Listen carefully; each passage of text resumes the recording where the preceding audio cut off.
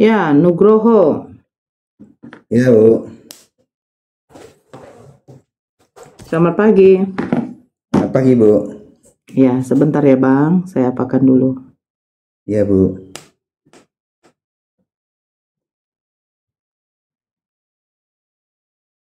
Oke.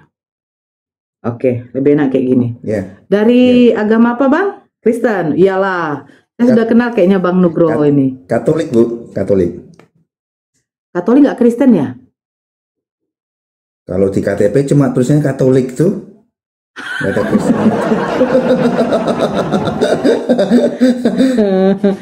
Gitu ya. Boleh naik? Ya, silakan, Bang. Harus Kristen ya? Oh. Loh, Katolik itu Kristen nggak? Ya kalau kita Katolik tuh ngomong Kristen nggak ada tulisannya Kristen kita. Dan kalau kita kan pemimpinnya Paus tuh, kalau kita Katolik itu kan dia nggak ada. Ya. Paus pemimpin umat Kristen Katolik tuh nggak ada. Pemimpin umat Katolik sedunia gitu tuh. Kenapa Abang masih beragama Katolik? Pertanyaannya serem amat. Iya. Ya, Kenapa masih beragama Katolik? Ada apa di Katolik? Masih senang nyembah manusia, Bu. Kenapa senang nyembah manusia? Ya gitu kan. Hukum Taurat yang pertama, jangan ada padamu ilah lain di hadapanku. Ya, perintah loh dari Tuhan. Kenapa Abang membuat satu ilah lain lagi selain daripada Tuhan yang benar? Ya kita masih di bawah Vatikan, perintahnya Vatikan seperti itu ya kita ikuti kan. Abang mengikuti perintah Vatikan apa perintah Tuhan? Vatikan, Bu. Abang Karena kita kan ini di bawah Vatikan kan. Di bawah Vatikan kan. Kalau Yesus pun kan boleh tuh, kalau cerai kan boleh asal berzinah ya kan. Di Matius kan seperti itu nggak bunyinya. Ya. Kalau kita Vatikan kan sampai mampus lah, itulah sudah. Ganti nggak boleh, tukar tambah nggak boleh, nambah nggak boleh. Kira-kira adil nggak seperti itu, Bang? Secara manusiawi. Ya kalau sekarang karena saya belum laku lagi ya, adil-adil aja lah. Belum laku lagi. Karena belum laku lagi kan. Nah, kalau ada yang mau sama saya lagi, ya mungkin kita bisa ngomong nggak adil. Ini bagaimana, Bang? Belum ada yang mau lah gini. Itu susahnya, Bang. Jadi begini, Bang. Tuhan menciptakan manusia itu, ya kan, memiliki akal. Manusia itu adalah makhluk Tuhan yang sempurna daripada makhluk yang lain, kan begitu. Tuhan menciptakan manusia itu kan kita diberikan hak dan kewajiban. Kewajiban kita beribadah kepada Tuhan kita, dan kita otomatis meminta hak juga kepada Tuhan kita. Kita meminta hak yang secara manusiawi yang Tuhan telah tanamkan kepada kita, yaitu memiliki rasa nafsu. Nafsu ini bukan nafsu birahi saja, nafsu makan, nafsu marah, semua tingkat labil emosi kita, kan begitu ya, Bang ya. Hakikatnya manusia, sifat manusia seperti itu. Nah, jadi Tuhan ini kan, Bang, ketika menciptakan makhluknya, berarti Tuhan tahu akan ada konsekuen-konsekuen, hukum-hukum, aturan kepada manusia ini. Betul kan, Bang? Betul, Bu. Nah, ketika hukum sudah diterapkan oleh Tuhan, berarti itu sudah yang teradil, yang kita rasa, yang tidak kita rasa, tetapi yang Tuhan sendiri rasa, itu sudah pantas dan cocok bagi manusia. Ya kan? Iya, betul. Contoh, Abang menikahi seorang wanita, ingin memiliki kehidupan rumah tangga yang bahagia, keturunan yang baik, yang pintar, yang cantik, yang ganteng, begitu. Tetapi kan tidak sesempurna itu yang diberikan oleh Tuhan, karena Allah itu menguji hambanya. Kalau kita rasa ya, Bang, secara kemanusiaan, perempuan itu yang Abang nikahi berselingkuh 2-3 kali, tapi tidak boleh diceraikan. Berselingkuh. Perempuan itu memiliki suatu penyakit yang tidak bisa memberikan keturunan. Salah satu mungkin penyakit kita buat kanker serviks, kanker rahim. Tidak bisa memberi keturunan, tidak bisa untuk digauli. Menurut Abang, adilkah Tuhan kepada Abang ketika Abang berniat untuk memiliki wanita lain tidak dikatakan sebagai pengganti, tetapi untuk melengkapi rumah tangga abang. Adil nggak? Ya kalau kita ngomong gitu ya agak berat ya jawabannya ya. Sekarang jangan ya. ke Vatikan dulu bang. Abang menuruti Vatikan Ya, dulu. enggak, kalau kita karena sudah milih perempuan itu Bu ya, jadi apapun yang ada dia ya kita lah terima apalah karena yang milih kan kita sendiri. Saya bertanya keadilan menurut kemanusiaan. Adil nggak? Ntar pikir dulu nih agak berat nih pertanyaannya soalnya nih. Nanti kalau ngomong nggak adil laku lagi ya kan. Kalau ngomong adil ya nggak laku kan. Soalnya kalau laku lagi itu yang berat. Gini bang, secara kemanusiaan itu tidak adil. Pasti kita bilang begini, kenapa saya ditanamkan ada rasa nafsu syahwat saya, kalau toh juga tidak bisa saya salurkan kepada wanita yang sudah halal bagi saya, betul? Betul. Nah, jadi begini bang, makanya ujian itu hanya diberikan kepada orang yang bertawakal, yang beriman kepada Allah. Hanya orang yang beriman yang diuji bang. Orang yang tidak beriman tidak diuji bang. Orang yang tidak beriman itu dijadikan Allah, akan diberikan Allah tuh lebih kesesatannya. Ya, kalau saya bilang itu tidak adil, abang masih normal, tapi istri abang maaf tidak bisa melakukan aktivitas dia secara sebagai seorang istri. Kalau saya katakan kejam dong, ada agama yang tidak memperbolehkan seperti itu. Jadi solusinya apa? Solusi di dalam agama itu apa bang kira-kira? Kalau solusi di dalam agama nggak ada solusinya. Solusinya ditahan. Kejem lah ya. Kejem sungguh kejem. Nggak mungkin.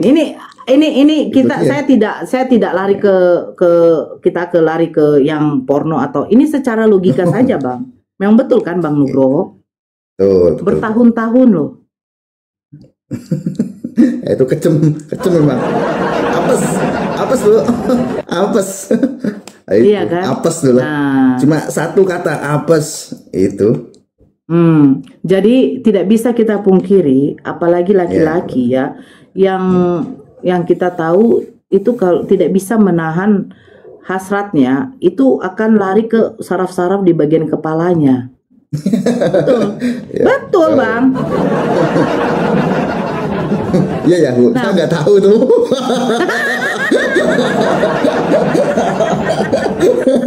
Wah ini gawat ini pembicara aja nih, saya nggak tahu itu. Bukan begitu bang. Coba abang pikir ya bang.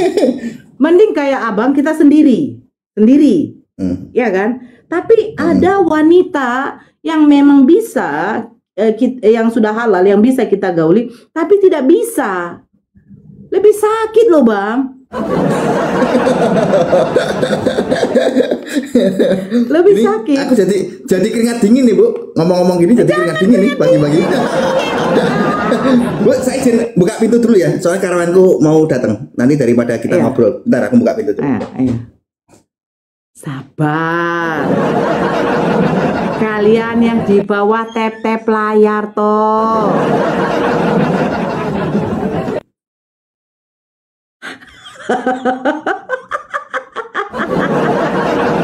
Ya lanjut dulu. Oke. Pakai kacamata dulu. Gak enak. Pakai kacamata dulu. Kacamata apa bang? Kacamata kuda bang? Klode bu. Bukan kuda, klode. Adiknya kuda. Adiknya kuda. Oke. Jadi bang, kita tidak bisa pungkiri. Cuman ya kadang mungkin itu adalah suatu aib. Nggak mungkin dia bilang iya saya jajan. Tapi betul ini bang. Demi Allah saya pernah berdiskusi sama satu Kristen, ya saya tidak perlu sebut namanya. Dia sudah pisah sama istrinya, udah cerai 14 tahun. Kami begini bercerita, apa solusinya? Saya bilang, ya kan? Dia bilang, dia jajan. Dia akui, dia jajan loh bang. Nah, ya mungkin kalau banyak kan yang typing dia bilang ya itulah kami Nora dipenuhi Roh Kudus bla bla bla bla bla bla bla. Nipu bang. Betul. Betul. Apalagi yang sudah pernah, ya kan? Dia sudah pernah maksudnya sudah pernah yang mengalami yang namanya berumah tangga. Nah, sekarang saya tanya, bukankah agama itu memberikan solusi kepada umatnya? Ketika ada suatu pertentangan, ada suatu permasalahan di dalam suatu keluarga, rumah tangga. Di Islam seperti harta waris, itu betul-betul itu diatur oleh agama, oleh Al-Quran. Laki-laki mendapat berapa, perempuan mendapat berapa, itu tujuannya untuk apa, kan begitu. Terus siapa-siapa yang boleh dinikahi, yang tidak boleh untuk dinikahi, di dalam Islam diatur semua. Bahkan kita sholat saja kalau perempuan dalam keadaan haid, dalam keadaan nifas, itu tidak diperbolehkan untuk melakukan suatu ibadah. Itu semua diatur. Setelah kita maaf kata melakukan jima, kita tidak bisa langsung beribadah, kita harus mandi wajib, mandi besar, baru bisa melakukan suatu ibadah atau memegang mushaf Quran. Itu diatur semua Bahkan haid perempuan saja ketika lebih dari 2 minggu, 14 hari, itu sudah tidak dikatakan haid walaupun dia masih keluar darah. Itu namanya istihadah.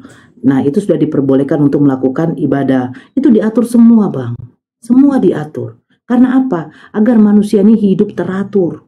Nah, ketika di dalam rumah tangganya terjadi suatu kezoliman, ya, istri dipukul, istri dianiaya suami. Nah, itu boleh perempuan mengajukan talak yang namanya khulu. Boleh. Nah, tetapi talak dari seorang istri itu ibaratnya tidak seperti tolak dari seorang suami. Suami kalau udah katakan talak 1, kalau dia selama 3 bulan tidak ada dirujuk, sudah jatuh talak 1.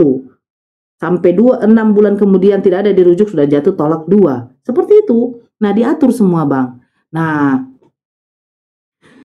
di dalam Islam ada solusi. Pertanyaan saya, ketika terjadi KDRT, perempuan ini udah habis biji matanya, giginya depannya udah habis semua. Dia udah sekarat di ICU. Pertanyaan saya, apa solusi dari agama Abang?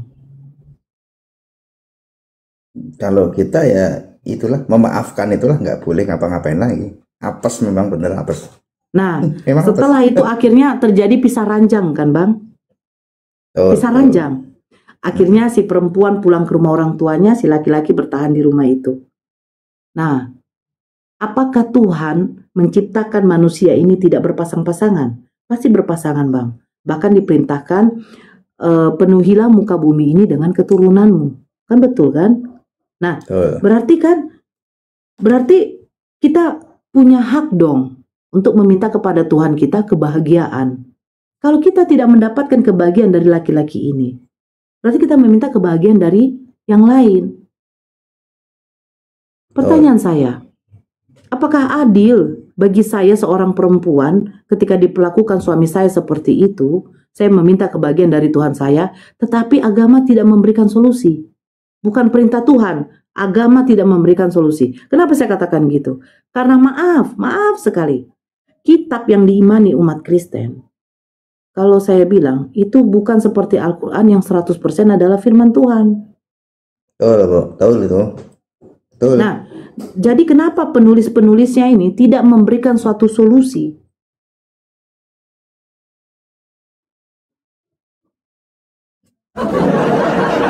Itu juga jadi pertanyaan itu, kok nggak dikasih solusi? Jadi kita pusing kan, pada waktu kita mengaplikasikan itu kan pusing jadinya kan. Nah, jadi ibarat seperti suatu sekolah Bang. Saya sekolahkan anak saya di situ. Tetapi saya melihat, ya, tingkat pendidikan untuk ke anak saya ini tidak maksimal. Apakah saya masih bertahan mensekolahkan anak saya di situ Bang? Enggak lah, janganlah. Berarti saya pindahkan kan? Nah, ketika, ini kan kita diskusi perbanding agama ya. Ketika agama itu tidak memberikan solusi kepada saya, tidak memberikan hukum-hukum kepada kehidupan saya, aturan-aturan kepada kehidupan saya. Satu contoh, adakah ajaran, adakah perintah dari Tuhan itu sendiri kita beribadah di gereja? Tidak ada satupun. Kedua, Nggak ada. adakah Tuhan memberitahukan bagaimana sahnya pernikahan di dalam Kristen? Tidak ada. Adakah Tuhan juga mengajarkan, memberitahukan siapa-siapa saja yang boleh kalian nikahi? Bahkan di dalam Bible sendiri, Perjanjian Baru, Yesus sendiri tidak menerapkan siapa-siapa saja yang boleh kalian nikahi.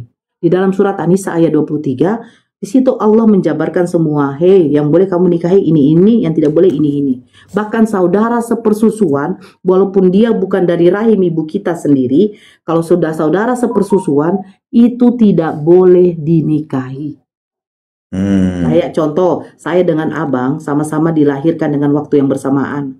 Tapi karena ibu abang mengalami sesuatu penyakit yang tidak boleh menyusui abang, akhirnya orang tua saya yang susukan abang. Sampai abang kenyang dan lebih dari 5 kali dan melepaskan dari puting ibu saya. Ketika sudah dewasa, saya tidak boleh menikahi abang walaupun kita beda ibu, beda bapak. Nah, adakah ajaran seperti itu di agama abang? Nggak ada. Jadi maaf Nggak kata, ada. seandainya abang menikahi ibu abang, boleh tidak? Ya boleh kalau nggak ada dalilnya kan. Itu dia, Ya. ngeri ya. Nah, jadi apakah abang mau bertahan di ajaran yang seperti itu?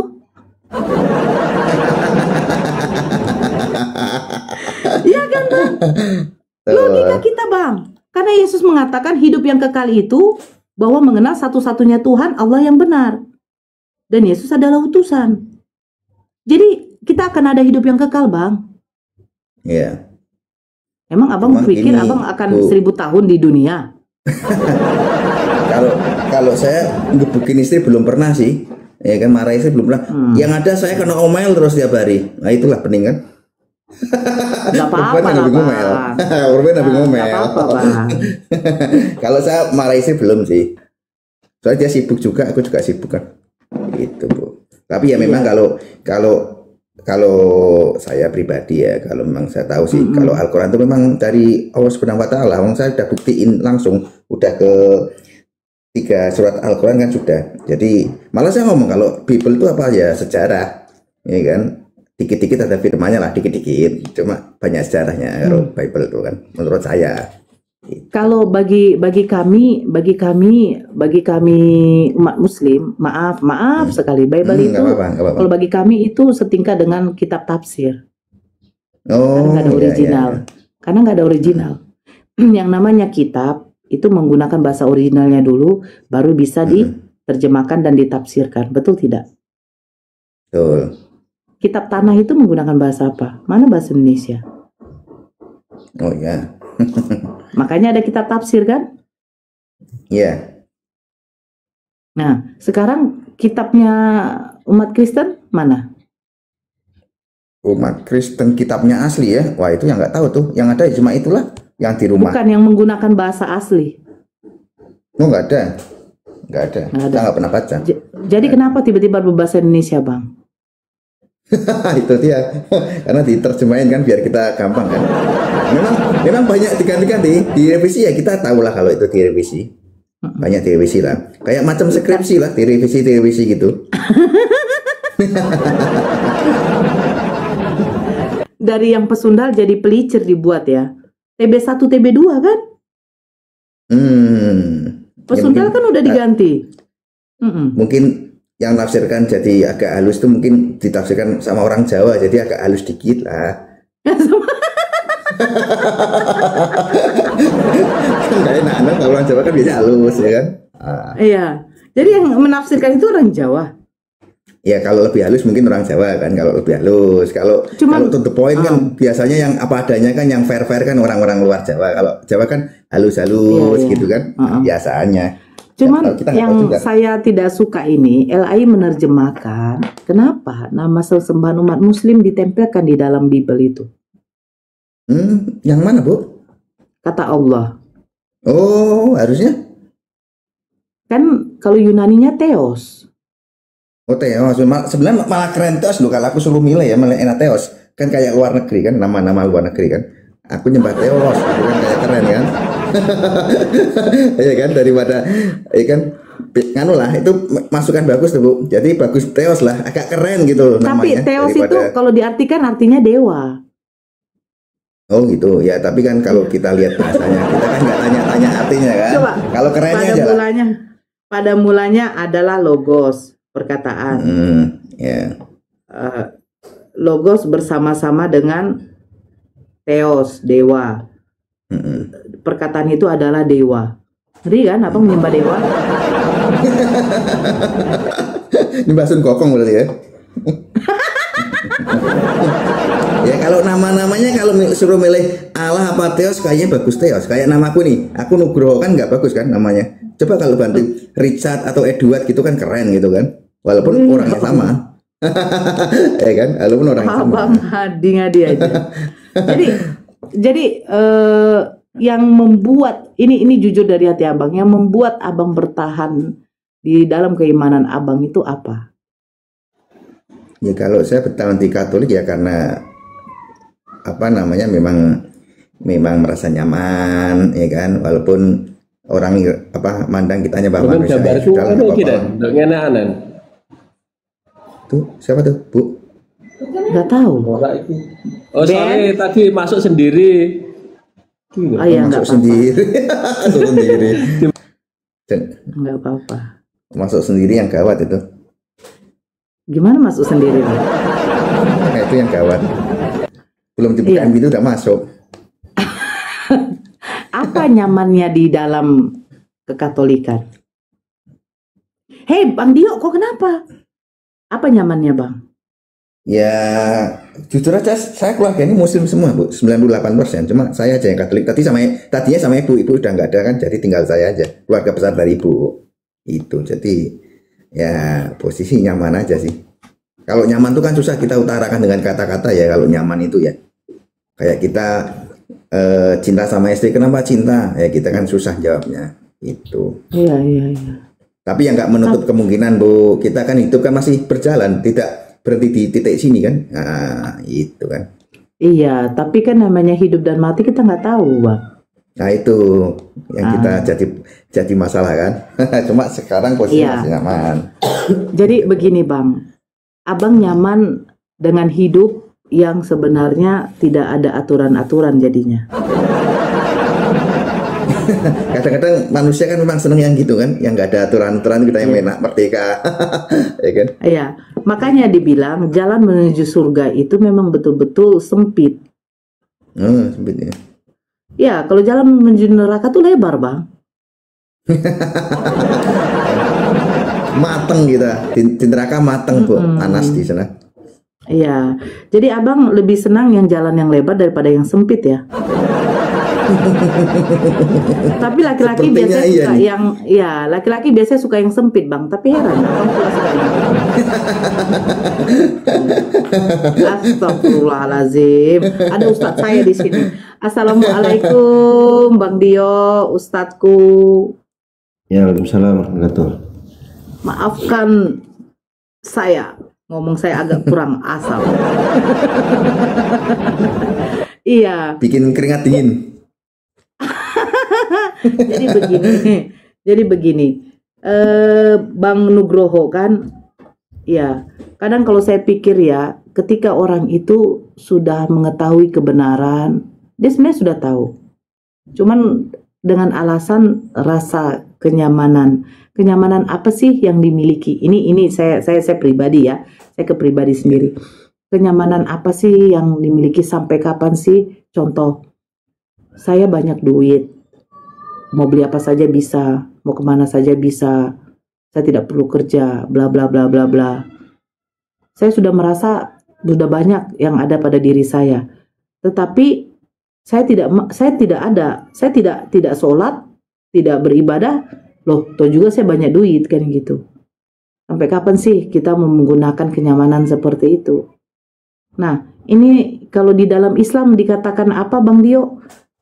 Allah memberikan kesenangan walaupun dia tidak melakukan ibadah. Apa namanya itu Bang Dio? Istidraj. Apa Bang? Tetap dia mendapatkan kesenangan tanpa adanya ibadah, tanpa dia sholat, dia sudah diberikan Allah tuh kemewahan. Nah, itu yang sebenarnya lebih parah Bang. Ya Bang Dio ya. Iya. Bang Dio jelaskan. Iya. Silakan Bang. Ada suara nggak Gojek? ada, makanya aku dengar suaramu, Bang. Silakan, Bang. Iya, ini aku nggak paham apa lagi diskusi apa nih. Bukan, yang seperti itu jelaskan Istidroj. Ya, istidroj itu pelalaian. Jadi dibiarkan begitu, nanti begitu datang waktunya diazab oleh Allah, maka dia nggak mampu lagi berbuat apa-apa. Dibiarkan dia tersesat.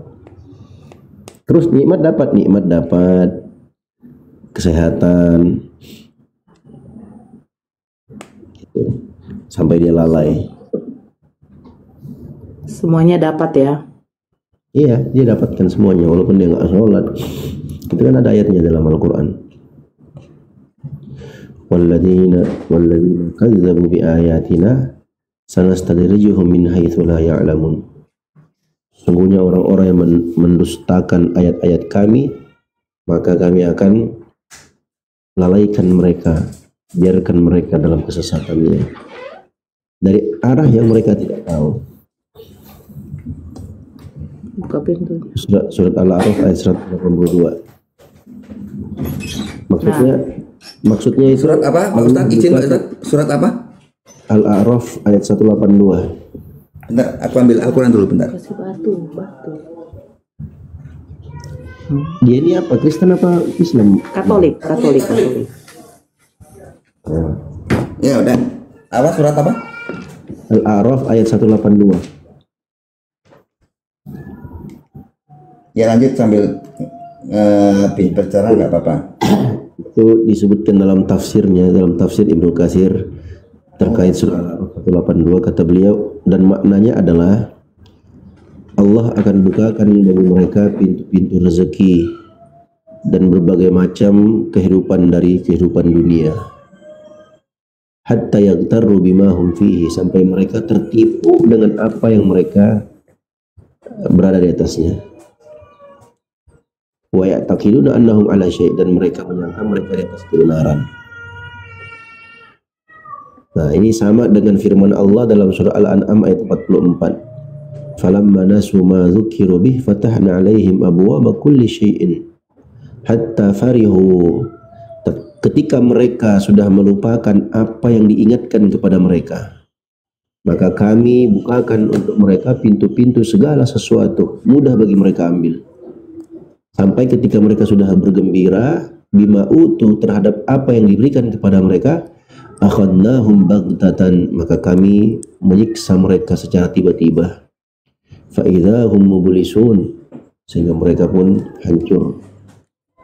Qata'a dabirul qaumil ladzina zalamu alhamdulillahi rabbil alamin. Maka Allah Subhanahu wa taala menghancurkan orang-orang yang berbuat zalim, dan segala puji hanya bagi Allah, Tuhan pencipta alam semesta.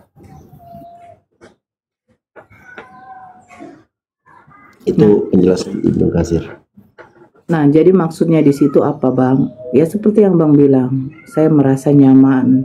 Betul, segala sesuatu yang Abang miliki itu semua dari Tuhan. Tuhan memberikan semuanya.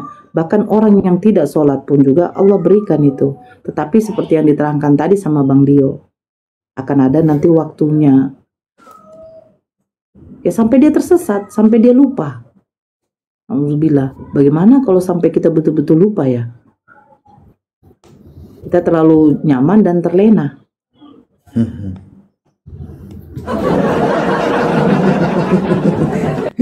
Iya kan? Iya kan, Bang? Betul. Iya. Bagaimana Abang bisa merasa nyaman? Gini contoh, Bang. Di dalam Al-Quran itu ada perintah kami untuk melakukan sholat. Perintah.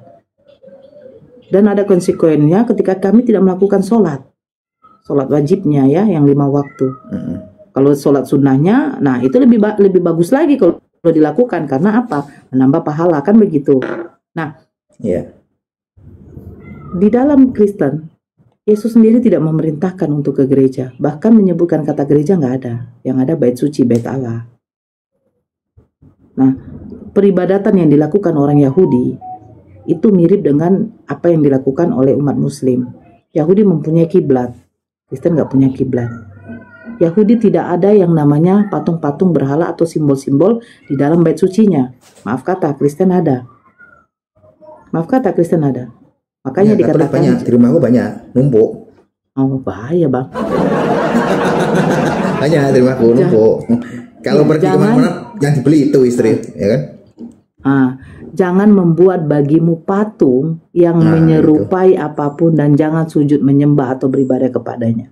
Hukum Taurat yang kedua atau ketiga. Gitu. Nah itu, Hmm. ya kan? Nah, Oh, sekarang apakah abang lakukan itu? Hukum Taurat saja sudah abang tentang, sudah abang tidak ikutin. Itu tabrak Ibadah ya. ke gereja nggak ada perintah. Apa yang nyaman dari situ, bang?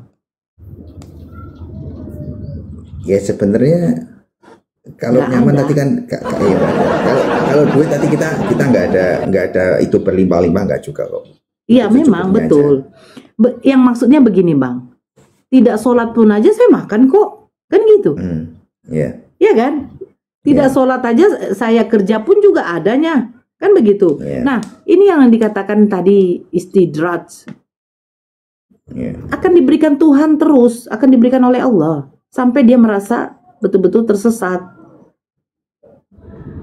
Maka itu saya bilang, bang, abang yang biasa olahraga pagi tiba-tiba nggak pernah olahraga lagi, rasa lain kan. Nah, Iya. abang yang tidak ada perintah ke gereja, abang tidak ke gereja karena memang nggak ada.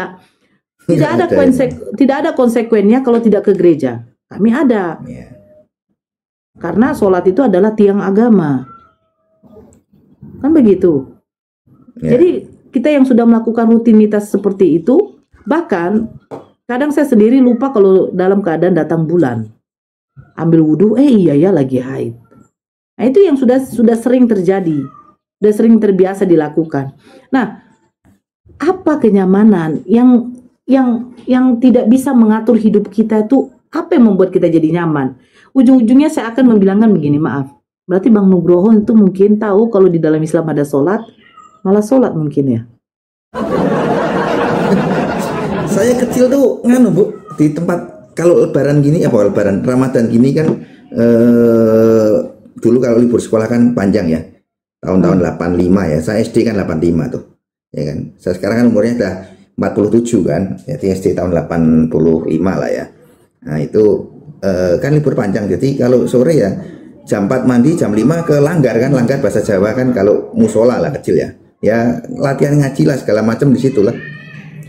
Karena memang kakek nenek kan haji dan ada pondok pesantren kan di Pekalongan kan. Itu. Tidak puasa juga kadang ikut puasa kalau kan puasa. Abang emang sholat? Enggak, duduk-duduk aja. Sholat? Enggak duduk aja. Tapi ikut puasa lah. Ya Ikut udah, puasa itu juga, Bu. Bang. Oh, ya, ikut puasa. Bukan, maksudku seperti itu. Begini loh, Bang. Ya. Cerita sedikit ya. Bapak saya tuh memang malas ke gereja. Malas ke gereja. Ya kan? Dibilang malas lah. Kadang sekali 2 kali setahun pada waktu pembukaan tahun baru dengan penutup tahun baru. Kan begitu ya kan? Kebanyakan. Ya. Nah, pada waktu hari Paskah mungkin. Nah, sekarang begini Bang Nugroho. Ya kan? Saya sempat berpikir begini. Bapak saya masuk Islam. Kira-kira konsisten nggak dia nanti yang sholat 5 waktu itu? Oh, nah, mama lagi di depan apa? Ininya, oh di sana aja, mainin di dalam. Konsisten nggak nanti dia ini? Sholat nggak dia? Ke gereja aja yang sekali seminggu, yang nggak ada perintahnya aja udah malas. Apalagi sholat 5 waktu gitu. Ah itu Ya ya, kan? bangun pagi ya. Betul, bangun pagi subuh. ya kan. Iya, ini nggak bisa Nah, sekarang begini Bang. Iya. Nih. Jangan nangis. Tapi enggak Bang, ketika Allah sudah tidak, dia minta HP udah merepet aja. Yang paling kecil udah ya anak-anak sekarang. Tapi ketika Allah sudah memberikan suatu hidayah, ya, itu memang betul-betul dikerjakan. Dikerjakan Bang. Saya juga tidak nyangka gitu loh. Bangun subuh, dia wudhu, pergi ke masjid, zuhur demikian, asar juga. Yang memang dia dulu tuh sekali seminggu aja syukur-syukur ke gereja, ini enggak, tapi melakukan 5 waktu itu dia memang betul. Kalau Allah sudah memberikan suatu hidayah, kan begitu. Jadi makanya saya bilang, senyaman-nyamannya ketika dia tidak melakukan ibadah pada waktu dia Kristen, memang ada rasa seperti jenuh, Bang. Sampai kapan saya seperti ini? Kita tahu Tuhan kita manusia, dan menyembah manusia itu adalah dosa. Iya. Tapi sampai kapan? Ya kan? Aku benci kali loh Bang Dio kok punya foto. Natap-natap aku terus, tengoklah tuh, nggak suka kali aku. Kalau aku yang natap nggak boleh, Bu. Kalau aku yang natap boleh nggak? Bukan, soalnya dia nih kayak muka Cina gitu loh. Oh gitu. Nggak suka. Tutup Dio, tutup.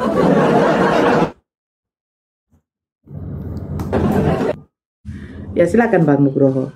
Banyak yang Kristen yang mau naik, tapi saya nggak tahu yang mana yang Kristen, Bang. Taunya menghujat aja di bawah, menghujat aja. Kadang-kadang juga heran, kita ini mau nambah ilmu, datang tanyanya yang nggak ada substansinya, tanya ngaco-ngaco, ngapain gitu kan? Tuh. Iya, jadi nggak, yang herannya tuh kenapa sih sebagian itu menyerang keislaman dengan pernikahan? Bahkan di dalam Kristen sahnya pernikahan aja kita nggak tahu.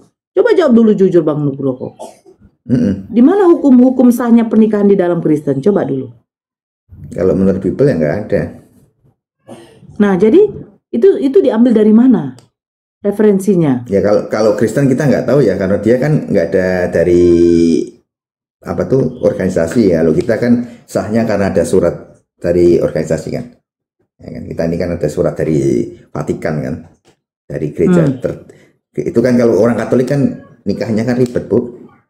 Ya kan, harus restu dari Vatikan. Walaupun orang tua merestui, kita saling cinta. Kalau Vatikan nggak merestui ya kita nggak bisa nikah. Itu kan. Ya, kan begitu pula kan jadinya. Bang Nugroho pernah nggak dengar gini, Bang? Walaupun hidup 1000 tahun, kalau tak sembahyang apa gunanya? Oh, Bimbo kalau nggak salah ya. Pernah dengar Oh, nggak? sering itu pernah jadi nada dringku dalam zaman dulu. Waktu HP poliponik pertama-tama itulah nada dringnya. Yaitu nasyid yang dilantunkan oleh salah satu grup Islam di Malaysia yang mengingatkan tentang pentingnya sholat. Betul.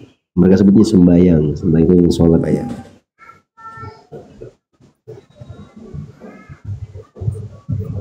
Ini saya sapa dulu sebentar ya. Ini kenapa jadi kayak gini komal saya ini? Segelemen. Segelemen namanya, serem bener. Segelemen. Ya, assalamualaikum. Waalaikumsalam Muslim, Bang. Muslim, Mbak. Ini masalahnya saya kok bisa masuk? Saya nggak tekan, saya nyimak aja dari tadi kok bisa masuk gitu. Kenapa? Iya, abang langsung diangkut sama Roh Kudus, Bang. Situ saya ini nggak mikir ke sana saya. Iya. Oke, makasih ya, Bang. Aja, Mbak.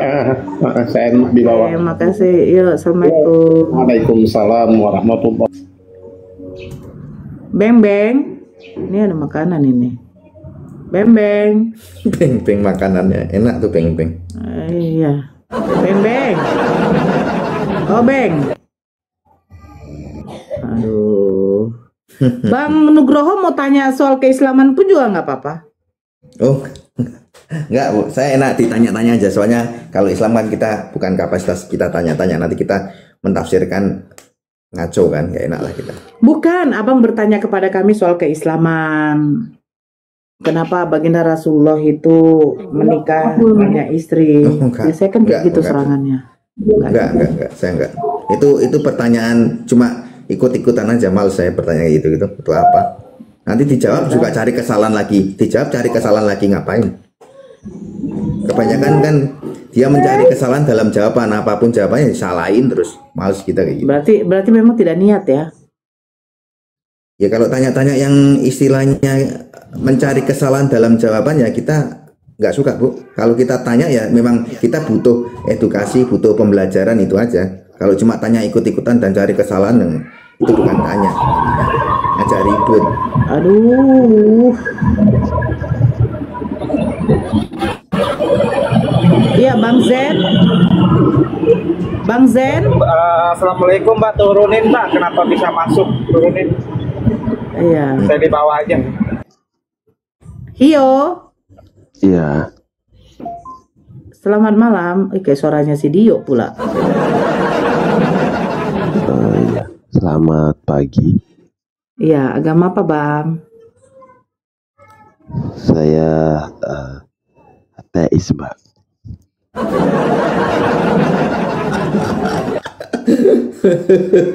Kalau di KTP-nya agama apa Bang? KTP-nya nggak ada. Oh, Jadi? di bawah umur, di bawah umur. Belum ada KTP di bawah umur. Nggak mungkin. Ibu agama apa? Ayah ibu? Nggak tahu aku, Mbak. Wah. Ya, ada yang mau Halo. disampaikan? Silakan. Nggak ada, nggak perlu, Mbak. Jadi ngapain naik Bang kalau nggak ada? Pansos saja aku, Mbak, validasi. Validasi itu validasi Bible aja. Ya. Aku paling nggak suka orang kayak gitu loh. Iya kan? Minumnya besok mabuk sekarang. Entah. Jangan-jangan sudah minum dia tapi apa? Tidak berhabis-habis. Bastian. Yo, halo Pasti Kak ya. Nora. Kita ketemu Ya, lagi. agama. Pernah saya sama kau ketemu? Di mana kita Pernah ketemu, lah. Dek? Di mana? Enggak lah, pernah kita ketemu di Komal kemarin Kak. Kakak lupanya sama aku. Aku lupa lah, Dek. Agama apa kok, Dek? Aku agama Kristen Protestan. Aduh. Yang itu kemarin Kak, yang ada ayah. Pas ada ayah kemarin. Masih ingat gak? Enggak. Oh, kau kemarin di roomnya si siapa kan? Sama si Krisli di roomnya si Andre kan? Mampus Yang pas kau. itu ya. Yang pas itu, yang pas ada temanku itu ngebully dia. Oh, iya. Yang di Kalimantan ya, Dek? Iya. Iya. Ya silakan, Dek. Kau Bastian ini sebenarnya santun. Kawan-kawanmu yang kurang ajar kemarin. Iya, kawannya menghujat betul, kurang ajar. Udah panas mereka. Jadi gak tahan Iya. lagi. Kalau panas Aku tahan mereka, sama. bukan. Kalau panas itu, setidaknya pakailah data bukti mana. Itu namanya fitnah loh. Itu sudah Ya. penghujatan itu. Itu loh. Ya, silakan Bastian. Di sini ada juga Abang Nugroho Katolik. Katolik ya. Duluan Kristen Protestan apa Katolik? Kalau dia awalnya dulu kan di gereja mula-mula itu nggak ada istilah Katolik, nggak ada istilah Protestan. Jadi gerejanya itu universal.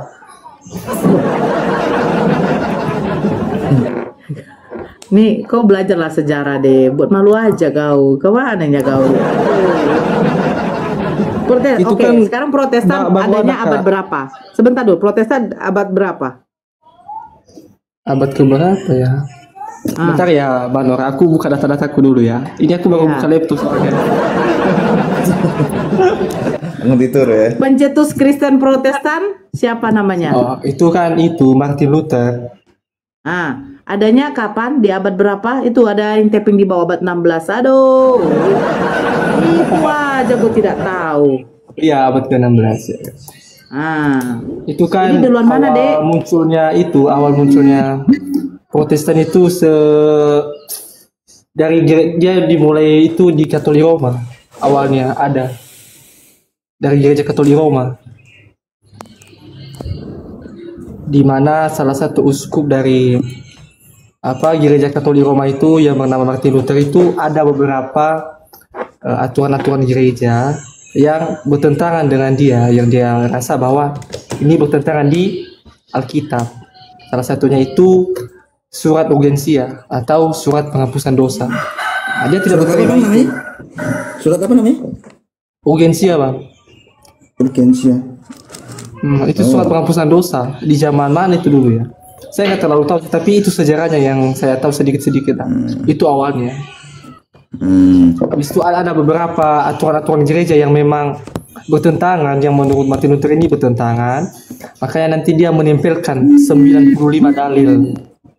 Dan ada beberapa dalil-dalil Martin Luther yang dia tempel, yang itu lebih, menurutnya itu lebih ke Alkitabiah. Iya, Kak.